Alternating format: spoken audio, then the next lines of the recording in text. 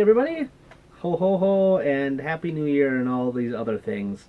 It is the end of 2014 and what a year it has been. So, of course, like many other websites and YouTube channels, etc., I'm going to go through some of my top moments of 2014. I'm going to go through my top 10 disappointing games, my top 10 weirdest games of the year, and then my top 10 best games of the year. And so that is 30 games I'll be talking about. So my voice is already going because I'm tired of screaming in other videos as well as other jobs I have.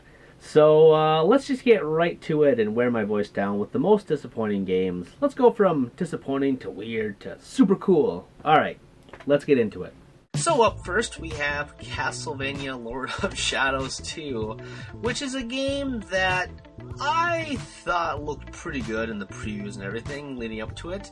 And then I got in and man, is it just not fun. The worst part of it is having the stealth segments. Not everything Konami does needs stealth segments. I mean, come on, this is not Big Boss, and we'll get to that later.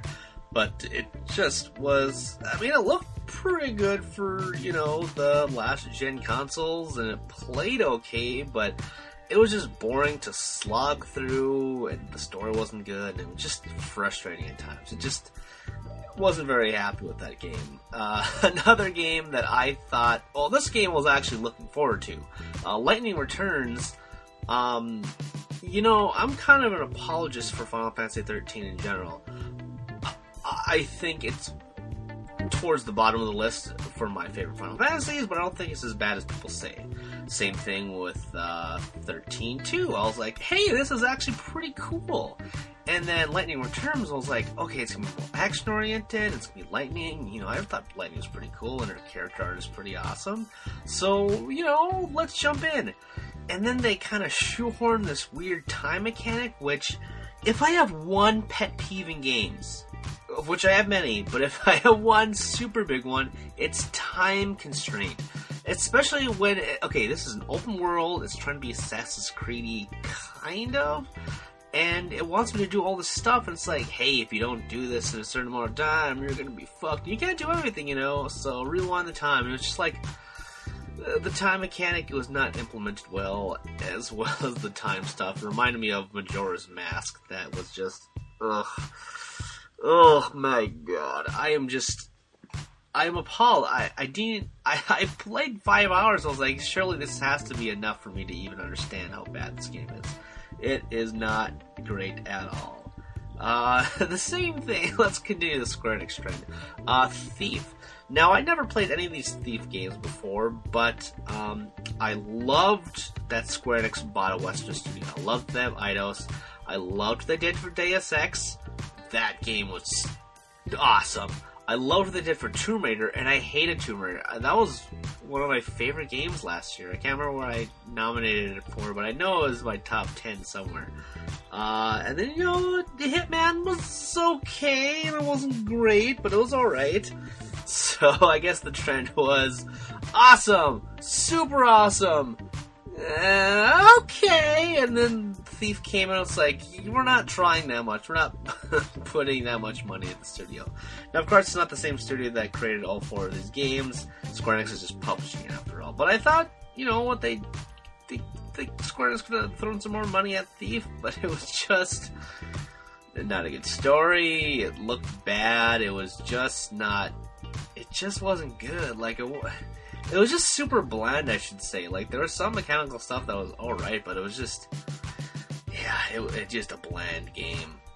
The next game, Ground Zeroes, I liked a lot, and I was like, man, I can't wait. I can't believe I get to play a Metal Gear Solid this year on my new gen console. Holy crap. And then it turned out it was like, this is actually less than what we were telling you it was going to be. Though we did warn you. But, the speedrun, I think, right now is under 5 minutes. You can literally beat this entire campaign of the game. There were side missions that I really didn't care for. But, you know, playing through it, it was just... I couldn't believe myself. I was speechless. I mean, I was forewarned. I think my total playtime was like 47 minutes to get through the entire thing. I was just like, that's not it. That's not it. That's not it. I'm so glad I got it from GameFly to buy, because I'd have been so pissed if I spent $30 on this game. And I love Metal Gear! I keep on buying these collections, even though I like own them all on every single thing possible. I just want to own every Metal Gear game. Eventually I'll get this, or I'm thinking that it's going to be concluded in the eventual, when the Fat and Pain comes out or whatever, so why bother buying the standalone copy? But I probably will if I find it for $5 or something. Anyway, it was just such a strange demo. It played good, it looked great, but the one thing that was super weird was everyone talked except for Big Boss. And as much as they have been touting Kiefer Sutherland as Big Boss, total, he has just a few lines of dialogue, so it wasn't even enough for me to say, hey, this guy is good or not good as Snake, or Big Boss, I should say. It's mind-blowing. I am speechless to how just mind-blowing how short that game was and how little Kiefer was in it. It was just like, we need the money to finish Phantom Pain. Let's put this out. And let's put this demo out. I mean, all the assets aren't even there. Why doesn't Big Boss talk? I just felt so, we'll get to more of that later, perhaps. But, let's just move on before I scream some more. Yaiba Ninja Gaiden. I've never been a big fan of the Ninja Gaiden games, but I love cel-shaded games, ninja games, and zombie games to a lesser extent. And knowing that, the father of Mega Man was working on it, I was like, oh, cool. And then I found out he didn't really work that much with it, and it was just,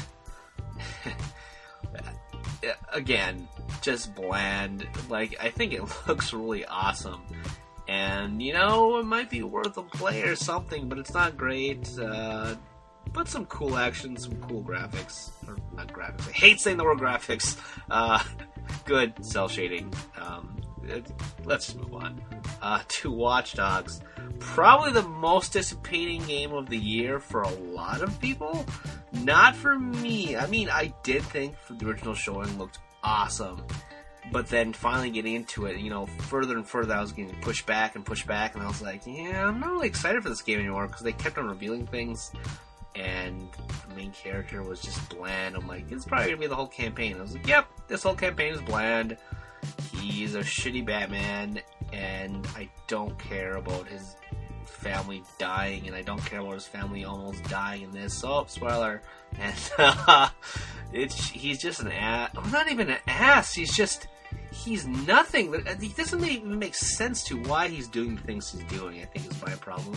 Plus, it was just a weaker Grand Theft Auto. I mean, there was the cool gimmick of all the gadget stuff, but past like an hour of using all that stuff, it was like, that stuff barely matters in the game. Instead, you're wearing this weird shell of a game. And yeah, it was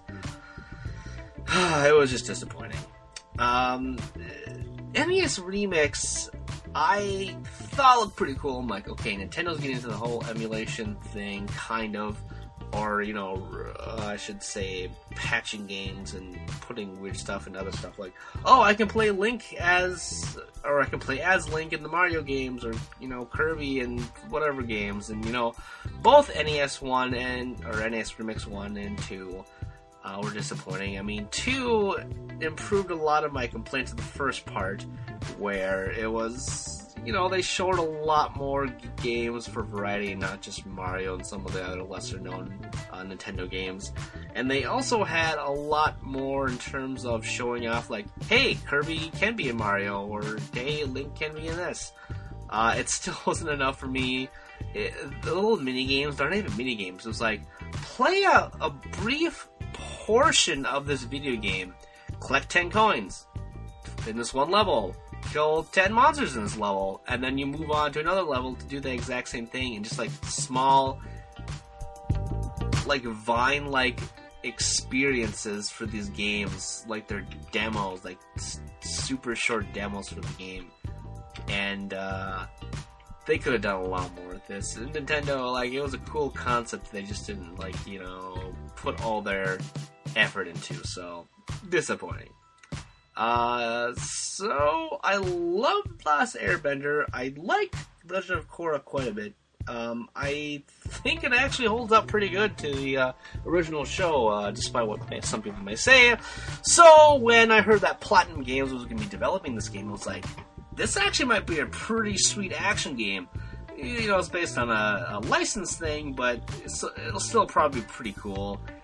And it ended up not being pretty cool at all. Like, the cell shading was not great. It was unpopulated world. The story wasn't great either, which I thought for sure they would, since I had some people from the show working on this. And then the action was just almonds. I mean, what can you expect from a tie-in game? But, I mean, whatever. Then we have Freedom Wars, which is like the big game that, you know, I heard about for a long time, this whole year, about how Japan, like, they sold a bunch of copies, and it's coming, and then, you know, kind of, from the trailers, it kind of looked like it was going to be a weird apocalyptic action game, which it is, and I thought it was going to have a great story, and then it turned out the story was bland, and it was basically Monster Hunter, so I hate those games. It just wasn't what I thought it was going to be. I should have read more on it and covered more for it for previews and stuff for Examiner, but it just didn't tickle my fancy. And then Assassin's Creed Unity to top everything off here. Aside from all the bugs and the weirdness of it, and Ubisoft really just screwing it up for the technical parts, I was looking forward to this because it was a next-gen only Assassin's Creed. I wasn't thrilled about the French Revolution kind of thing, but, you know, I was like, hey, let's jump in. And, you know, I started playing, and I was like, hey, this guy's kind of like Ezio. He's kind of a smarmy, and he was like the first protagonist I've liked in Assassin's Creed for a long time. Yeah, it's just broken, and it turns out not to be that fun. And it's like Assassin's Creed 3 all over again, where it was just a sidestep, and after Black Friday, I was like, oh, this should be good now. They're back onto good games. And no, this team was not a great for the series, so yeah. But if I can return a little bit, I will say that my most disappointing game of the year, as if I didn't hint enough already into how long of a tirade I went on, is it's Metal Gear Solid 5 Ground Zeroes. What a piece of trash! What a weird thing! If you just released it as a demo for like $5, I'd have been okay with it, because you'd be advertising it as, yeah, this is a demo. It's not long. Play it to get excited for the real 5. They're like, no, let's sell it in stores for $30. $30, guys! $30 for less than an hour. Again, the side missions, they really just, they felt tacked on in there. Like, they're like, man, we gotta give these people some money so they don't bitch so much. But you just, oh my god. Metal Gear, what have you done? Why? Why have you made this list for most disappointing games? Shame on you. Shame on you. Ugh. I need to move on to something else. So, that's that. Congratulations, Konami and Hideo Kojima. You've